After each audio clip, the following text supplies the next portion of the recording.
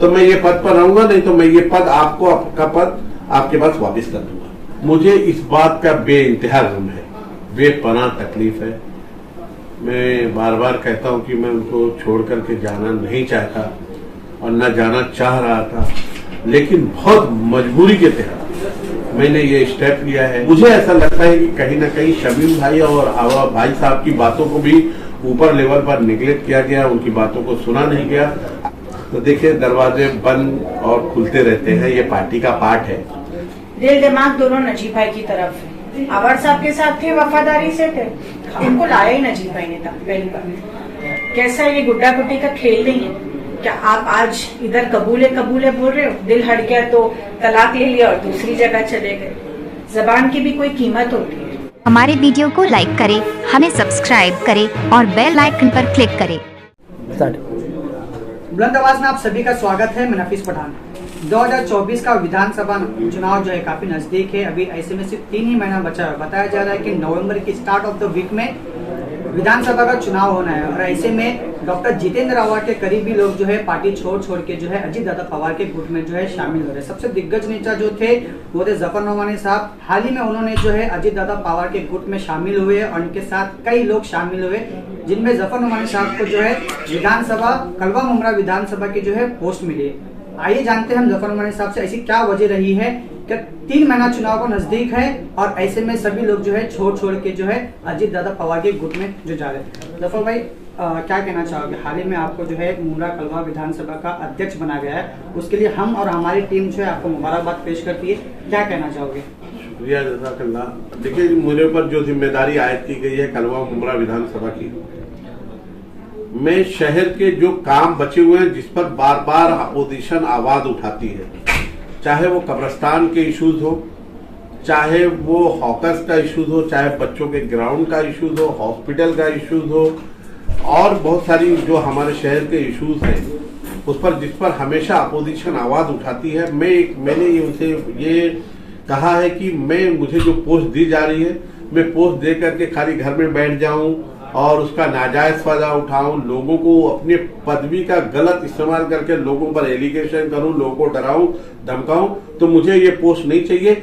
मेरे जो शहर के काम है जिससे मेरी आवाम का फायदा हो, पानी का इश्यूज है, टोरेंट का इश्यूज है, अगर इन सब इश्यूज पर आप मुझे मेरी मदद करेंगे और उस काम को पूरा करने की कोशिश करेंगे और लोगों को रिजल्ट देंगे, तो मैं ये पद पर रहूंगा, नहीं तो मैं ये पद आपको, आपका पद आपके पास वापस कर दूंगा।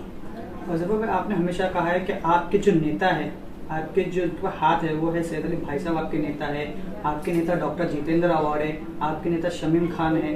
तो ऐसे क्या वजह हुई कि आपने जो है शमीम खान को छोड़ के, सैयद अली भाई साहब को छोड़ के आपने अजीत दादा पवार की और नजीबुल्ला के साथ चले गए? देखिए, मैं बार बार कहता हूं कि शमीम भाई मेरे बड़े भाई है, मेरे सरपरस्त है, मेरा उनका दस्तरखान का रिश्ता है। सैयद अली भाई साहब मेरे गुरु हैं, मैं उनको अपना गुरु मानता हूं पॉलिटिकल, और मेरे बहुत ही सुख दुख अच्छे बुरे में हमेशा मेरे साथ खड़े रहते हैं। मुझे इस बात का बेइंतहा गम है, बेपनाह तकलीफ है।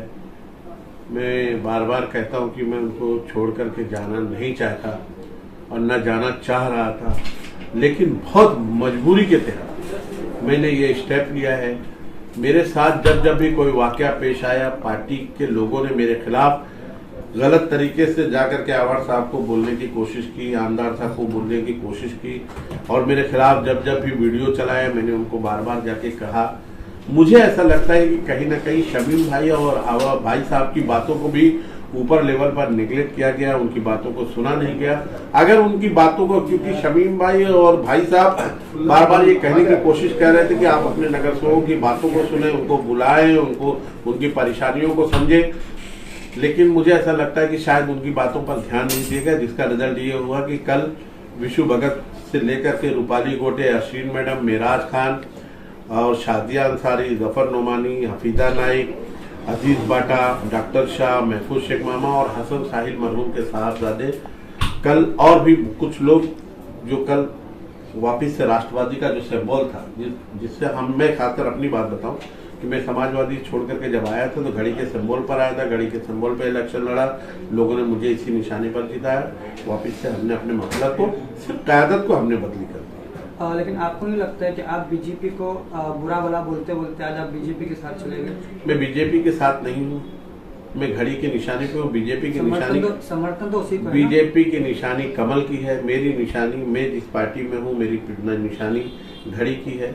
ये ऊपर लेवल की लड़ाई है। मैं आपको अभी बोलना चाहता हूँ कि विधानसभा के इलेक्शन आने से पहले पहले बहुत बड़ा धमाका होगा, आपको मालूम पड़ जाएगा कौन किसके साथ है। भाई ऐसा तो नहीं कि कुछ और अलायंस होने वाला है? आप देखिए, मैं अभी नहीं बोल सकता, बहुत छोटा आदमी हूँ। मैं कह दूंगा तो हो सकता है कि कल ना हो तो ये बोला कि आपने इतनी बड़ी बात कैसे कर, लेकिन धमाका होगा। लेकिन ऐसा भी तो होता है कि पार्टी लेवल जो अलग लेवल पर लड़ती है उसके बाद में चुनाव जीत जाने के बाद जो एक होकर सरकार बना लेते हैं, तो इसमें तो कहीं ना कहीं जो है जो वोटर्स जो है उनका ही नुकसान है ना। देखिए, मैं आपको एक बात बता दूं, उद्धव साहब सेना से लड़े थे, बीजेपी के अलायंस में इलेक्शन लड़े थे, लेकिन बाद में क्या हुआ? तो देखिए, राजनीति में कुछ कहा नहीं जा सकता। आज लोग उद्धव साहब को अच्छा कह रहे हैं क्योंकि आज वो हमारे साथ है, मतलब इंडिया अलायंस के साथ जुड़ गए, तो आज वो अच्छे हो गए। नारायण राणे साहब जब कांग्रेस ज्वाइन किए थे तो उन्होंने गोल टोपी, जाली वाली मुसलमानों की टोपी पहन करके बड़ी अच्छी अच्छी बात की, बड़ी अफ्तार की दावत खाई, लेकिन आज उनकी जहरीत को देख लीजिए। मेरा नाम जफर नोमानी है, मैं अगेंस्ट बीजेपी था, हूं, रहूंगा। मेरे कौम के खिलाफ, मजलूमों के खिलाफ, हिंदू भाइयों के खिलाफ, दलित समाज के खिलाफ अगर जहां जुल्म ज्यादती होगी, जिस बेबाकी के साथ मैं अपनी बात को रखता था, मैं रखूंगा। पार्टी को अच्छा लगे तो ठीक है, कल भेजती है, कल पद लेती, वापिस लेती है, कल पार्टी से निकालती, आज निकाल दे, मेरी जबान को कोई बंद नहीं कर सकता। पार्टी से अगर निकाल दिया जाओगे आप तो कहाँ जाओगे? डॉक्टर जितेंद्र अवार्ड का दरवाजा आपके लिए बंद है। तो देखिए, दरवाजे बंद और खुलते रहते हैं, ये पार्टी का पार्ट है। मैंने अभी कुछ दिन पहले देखा कि शरद पवार साहब के पास छगन भुजबल साहब, अभी शरद पवार साहब का एक स्टेटमेंट है कि पार्टी टूटी है, परिवार नहीं टूटा है। मतलब आप परिवार का भी हिस्सा मानते हो अपने आप को? बिल्कुल, परिवार पॉलिटिक्स अलग पार्ट है और परिवार एक अलग शब्द है, पारिवारिक रिश्ते अलग हैं। और मैंने एक चीज और कहा है कि शहर के लोगों से मैंने और मेरे नजीब भाई से और आनंद परांजपे साहब से कहा कि जो बंदिश मुझे इस पार्टी में थी, मेरी जो क़यादत थी, उसमें यह था कि फलाने से मत मिलो, इसके साथ मत बैठो, राजू के साथ खाना मत खाओ, शालम के साथ मत मिलो, और विशु भगत को मिलो, राजन कीनी को मत मिलो। मैंने कहा ये बंदिश मेरी मौजूदगी में, मेरी अध्यक्षता में ये नहीं चलेगी। मेरी हर पार्टी का एक एक वर्कर, छोटे से छोटा वर्कर, बड़े से बड़ा पोस्ट होल्डर आजाद है, वो किसी से भी मिल सकता है। इलेक्शन आए, अपनी पार्टी का काम करे, जब पार्टी की बात हो अपनी पार्टी की बात करे, अपने पार्टी के वसूलों के सिद्धांत पर चले। बाकी इसको जिसके साथ उठना बैठना है, खाना पीना खाना है, बिंदास रहे, घूमे फिरे, मेरी तरफ से कोई उनके पाबंदी नहीं। और पार्टी के वरिष्ठों को भी मैंने ये बात कही। आपने तो कहा था कि डॉक्टर जितेंद्र अवार्ड का मेरे पे एहसान है, तो एहसान इतनी जल्दी कैसे खत्म हो? मैंने नहीं खत्म किया, मैं परिवार को नहीं छोड़ना चाह रहा था।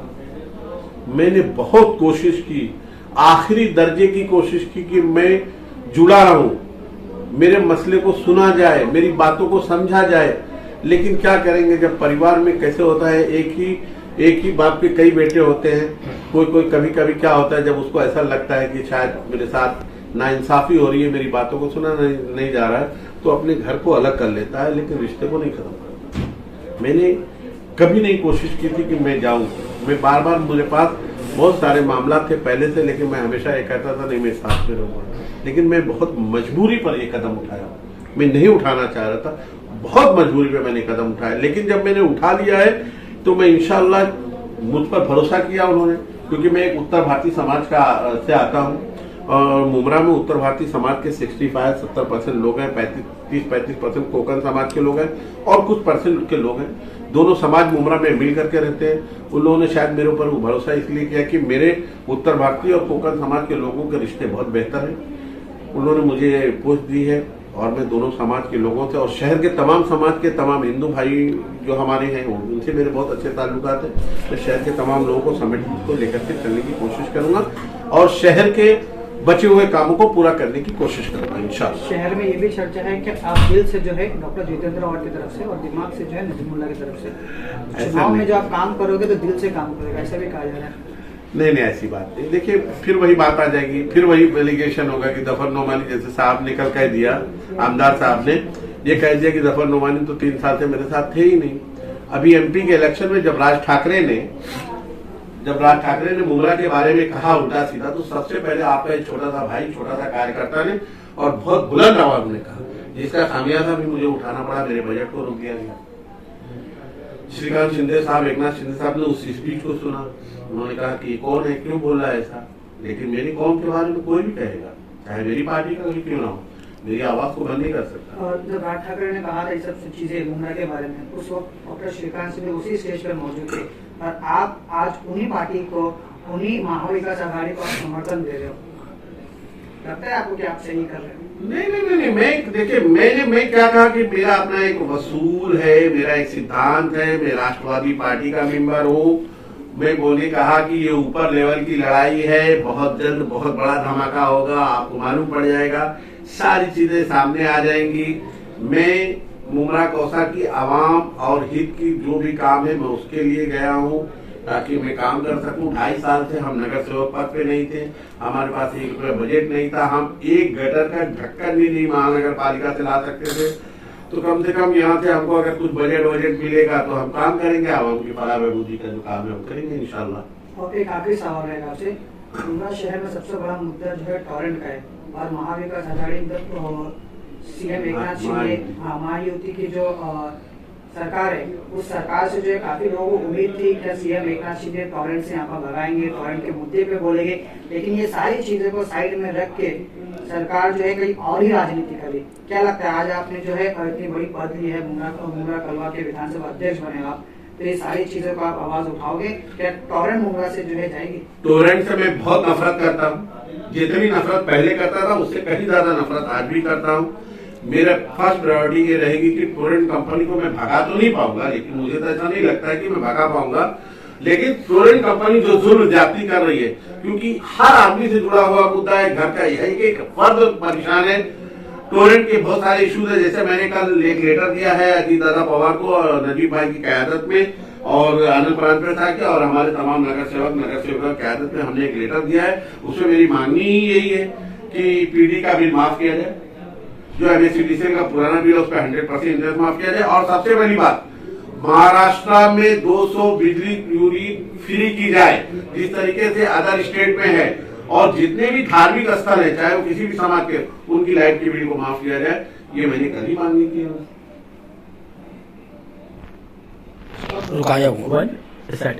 हमारे साथ यहाँ पर बात करने के लिए जो है नेहा नायक यहाँ पर मौजूद है। नेहा नायक से भी जानकारी ले कि उन्होंने भी जो है आपको बता तो काफी सालों से जो है राष्ट्रवादी से हमेशा जुड़े हुए रहे, लेकिन ऐसा क्या हुआ अचानक में जफर नोमानी साहब के साथ में जो है नेहा नायक ने भी जो है अपने जो है पार्टी जो है अपने जो लीडर्स है वो लीडर्स को जो है चेंज किया। मैडम क्या कहना चाहोगे? नफीस भाई, वजह एक है तो बताओ वजह कई है, और मुझे लगता है काफी वजह तो आपको आवर साहब से पूछनी चाहिए। ताली एक नहीं 2 हाथ से बचती है, कुछ बार कुछ चीजें ऐसी रही होगी यकीनन जो बर्दाश्त के बाहर रही होगी, तब जाके हमने ये फैसला लिया, वरना अपनों से दूर तो कोई नहीं होना चाहता है, लेकिन वक्त ऐसा है मजबूर कर देता है।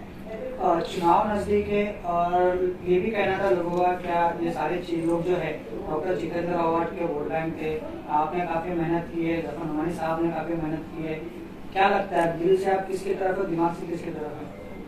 दिल दिमाग दोनों नजीब भाई की तरफ है, जहाँ रहो वहाँ वफादारी से रहो। आवर साहब के साथ थे, वफादारी से थे। 2009 में जब आवर साहब मुमरा आए थे पहली बार, मेरी वालिदा समाजवादी पार्टी से नगर सेविका थी। मेरे वालिद साहब शहर के बहुत मशहूर जाने माने नेता कहलाए जाते थे, और जब आवर साहब मुमरा आए तो उनके साथ शहर के जो जिम्मेदारान थे, अजीज भाई, उनको लाए नजीब भाई ने था पहली बार, और नजीब भाई, अजीज भाई, मुन्ना भाई, बहुत सारे लोगों ने उनको ये रिकमेंड किया कि आप नसरू भाई से भी, मेरे मरूम वालिद साहब से मिलने का रिकमेंड किया कि इनकी पकड़, इनकी पहचान पॉलिटिकली काफी स्मार्ट है, शऊर रखने वाली शख्सियत है। आवर साहब ने जब मेरे वालिद साहब से मुलाकात की, उनको एक कॉन्फिडेंस आया कि ये शख्स मेरे चुनाव के लिए मेरे लिए मेहनत करेगा।